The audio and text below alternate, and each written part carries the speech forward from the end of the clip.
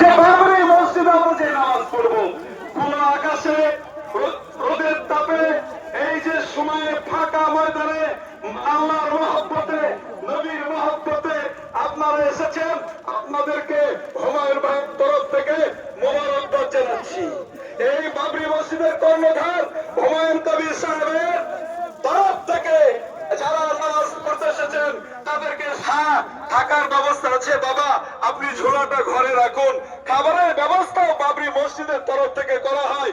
বাইরে থেকে হুমায়ুন ভাইয়ের বলা আছে, হুমায়ুন ভাইয়ের মাধ্যমে আমাদের মাননীয় বিধায়ক বলে দিয়েছেন মাওলানা মতি সাহেবকে বা আরো যারা খেদমত করছেন, বলা আছে হাসান ভাই থেকে শুরু করে, সাবির ভাই থেকে শুরু করে, আলম ভাই থেকে শুরু করে আরো অনেক কমিটির লোক আছেন, তাদেরকে বলে দিয়েছেন ভাই হুমায়ুন কবির সাহেব যে কোনো মেহমান যারা এখানে খালি পেটে না থাকে, বাবরি মসজিদে যারা দর্শন করতে আসবে প্রত্যেককে সুন্দরভাবে খাওয়াবে এবং তোমরা থাকার ব্যবস্থাও করে দেবে।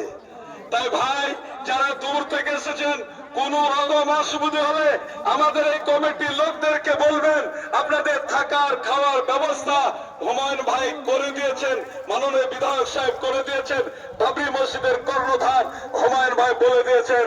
তাই আমি বলবো, আমরা সকলেই আল্লাহকে ভালোবেসে, নবীকে ভালোবেসে বাবরি মসজিদকে আমরা ভালোবাসবো এবং মুক্ত হস্তে দান করবো বলে ইনশাল্লাহ। আর আপনারা কেউ দাঁড়িয়ে থাকেন না।